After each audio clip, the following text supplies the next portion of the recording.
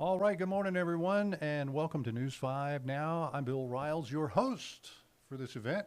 Thanks for joining us. We've got news to tell you about. We've got our question of the day, our poll of the day, some other pointless banter, maybe.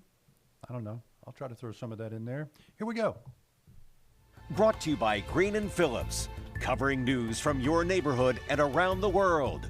News 5 Now starts right now. Yes, indeedy do. It does. And let's get you started with our big stories right now. Number 5, top Trump officials texted war plans for upcoming military strikes in Yemen to an encrypted but unsecure group chat that included a journalist. The editor-in-chief of The Atlantic, Jeffrey Goldberg, published a story about the security breach on Monday. Top Democrats are calling for an investigation into why a highly sensitive conversation took place on a commercially available messaging group. Number 4, Korean automaker Hyundai is the latest company to announce a multi-billion-dollar investment in the U.S. The company's subsidiary, Hyundai Steel, will build a nearly $6 billion steel plant in Louisiana. The company also plans to invest another $6 billion in collaboration with U.S. companies in areas like self-driving cars, robotics, and artificial intelligence. Number 3, the Fairhope Public Library is seeing a vast amount of support after the Alabama Public Library Service paused its funding for the Fairhope Library on Thursday. The library's supporters packed Monday night's Fairhope City Council meeting wearing yellow stickers. They feel the vocal minority of complaints shouldn't have the impact that it has had on the majority of patrons at the library. The APLS paused its $40,000 a year funding due to a complaint about inappropriate books in the teen section. The funding has been suspended until APLS conducts its investigation. Number 2, a strike could be looming for Mobile's Wave Transit bus system. Union workers have recently voted down their latest contract offer. The workers' contract expired in September of last year, and they've been working without a contract since. Bus drivers with the Amalgamated Transit Union Local 770 are now considering a strike. A union representative says having a contract is essential. Drivers say they're prepared to strike if First Transit, the company contracted to the city by the city to run the bus system, doesn't return to the bargaining table. And number 1, our most talkable story of the day. The man who swallowed hundreds of thousands of dollars worth of jewelry has apparently given them back, so to speak, and they're now back on sale at Tiffany's. 32-year-old Jathan Lawrence Gilder allegedly claimed to represent a professional athlete to gain access to some pricey jewelry.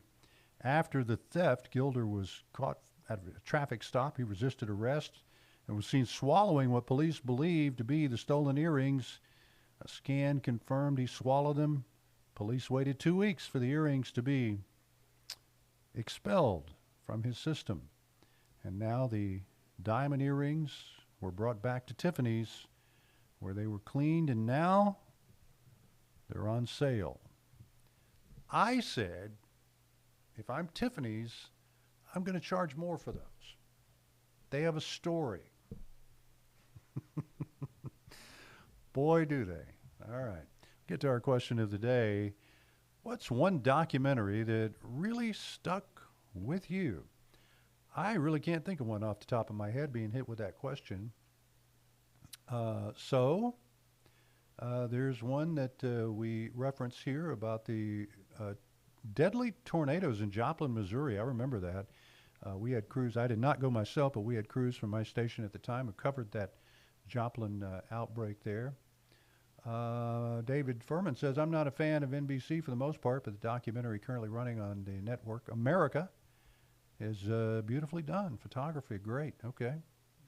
Chip says, the food that built America. I'm going to have to check some of these out. Forks Over Knives, 2000, and Earthlings in 2005. Newtown documentary. All right, well, some good suggestions there. I haven't watched a lot of documentaries lately, but I'm a fan of the genre, so I'll have to check some of those out. I'll get you to our poll of the day today and see what's going on there. Do political affiliations impact your relationships?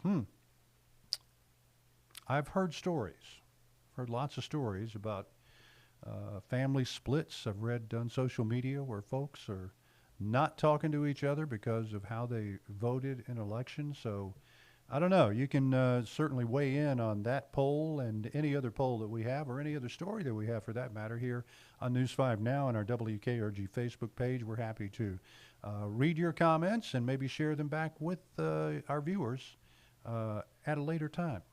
How about that? We've got much more to come this morning. News 5 at 9. Devin Walsh will be here, and she'll be here at noon as well. And, of course, she'll be here for News 5 Now at 12:30. And we will be back tomorrow early morning for News 5 this morning. We hope you'll join us then at 4:30 in the morning. We'll see you then, everybody. Have a great day. Covering news from your neighborhood and around the world. You are watching News 5 Now, brought to you by Green & Phillips.